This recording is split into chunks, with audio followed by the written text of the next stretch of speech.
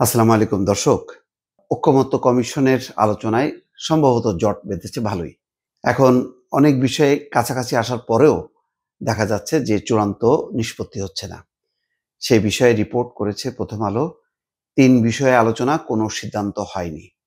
রাষ্ট্রপতি এবং সংসদের উচ্চকক্ষের নির্বাচন পদ্ধতি। কিভাবে রাষ্ট্রপতি এবং সংসদের উচ্চকক্ষের নির্বাচন পদ্ধতি হবে? সেটা কি আ সংখ্যানুপাতিক ভোট, নাকি যারা নির্বাচিত হবেন সংসদে তাদের প্রতিনিধিত্বকারীর আনুপাতিক হিসাবে হবে? এইটার সমস্যা কিন্তু মেটেনি। প্রধানমন্ত্রীর মেয়াদ, এক ব্যক্তি সর্বোচ্চ কতবার প্রধানমন্ত্রী হতে পারবেন? পরপর ২ বার? গ্যাপ দিয়ে কি আবার পারবেন, নাকি আর পারবেনই না? এই ৩ বিষয়ে গতকাল বৃহস্পতিবার জাতীয় ঐকমত্য কমিশনের সঙ্গে রাজনৈতিক দলগুলোর আলোচনা হলেও কোনো সিদ্ধান্ত বা ঐকমত্য হয়নি। এই বিষয়গুলো নিয়ে আগামী রোববার আরও আলোচনা হবে। এই ৩ বিষয়ে সংস্কার কমিশনের সুপারিশের সঙ্গে বিএনপির মতভিন্নতা আছে। অন্যদিকে জামাত ইসলাম এবং জাতীয় নাগরিক পার্টির অবস্থান সংস্কার কমিশনের সুপারিশের কাছাকাছি। সংস্কার কমিশন মোটামুটি যা বলছে তার কাছাকাছি অবস্থানে আছে, কিন্তু বিএনপি সেই অবস্থানে নেই। গতকাল ছিল দলগুলোর সঙ্গে ঐকমত্য কমিশনের দ্বিতীয় পর্বের আলোচনার চতুর্থ দিন। বেলা 11:30টার দিকে রাজধানীর ফরেন সার্ভিস একাডেমির দোয়েল হলে আলোচনা শুরু হয়। ১ ঘন্টার মতো মধ্যাহ্ন বিরতি দিয়ে আলোচনা চলে বিকেল প্রায় 5:30 পর্যন্ত। আলোচনাটি বিটিভি নিউজ সরাসরি সম্প্রচার করে। গতকাল মূল আলোচ্য বিষয় ছিল আগের অসমাপ্ত আলোচনা শেষ করা, প্রধানমন্ত্রীর মেয়াদ এবং রাষ্ট্রের মূলনীতি। এর মধ্যে আগের অসমাপ্ত আলোচনা শুরু হলেও শেষ করা যায়নি। প্রধানমন্ত্রীর মেয়াদ প্রশ্নেও কোনো সিদ্ধান্ত আসেনি। আর তৃতীয় আলোচ্য সূচি রাষ্ট্রের মূলনীতি নিয়ে আলোচনা শুরুই করা যায়নি।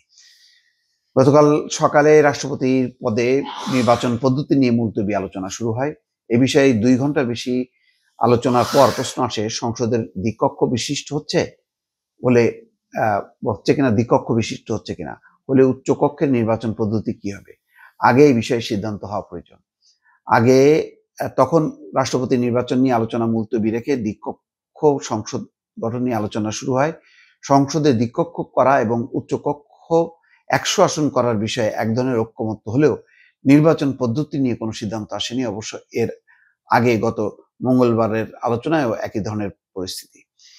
বিদ্যমান সংবিধান অনুযায়ী সংসদ সদস্যদের ভোটে রাষ্ট্রপতি নির্বাচন হন। এখন ইলেকটোরাল কলেজ পদ্ধতিতে রাষ্ট্রপতি পদে নির্বাচনের সুপারিশ করা হয়, যাতে এমপিদের পাশাপাশি স্থানীয় সরকারের প্রতিনিধিরাও ভোট দিতে পারেন। গতকাল আলোচনার এই প্রস্তাব নিয়ে নানা ধরনের মত এসছে। সংসদের দুই কক্ষের সদস্যদের পাশাপাশি স্থানীয় সরকারের প্রতিনিধিদের নিয়ে ইলেকটোরাল কলেজ পদ্ধতির পক্ষে কেউ কেউ মত দেন। তবে অনেকে বলেছেন এভাবে ভোট হলে ভোট কেনাবেচা, ভোটারদের আটকে রাখার মতো ঘটনা ঘটতে পারে। এছাড়া সরাসরি ভোটে শুধু সংসদের ২ কক্ষের সদস্যদের ভোটে, সংসদ সদস্যদের গোপন ভোটে রাষ্ট্রপতি নির্বাচন করার প্রস্তাব আসে আলোচনায়। মত দ্বিমত আছে দর্শক। এইগুলো ঠিক কতখানি ঐক্যমত্যে আসবে সেটি রোববার হয়তো আলোচনার পর বোঝা যাবে যে কতখানি এক জায়গায় আসতে পারলো রাজনৈতিক দলগুলো। দর্শক ভালো থাকবেন।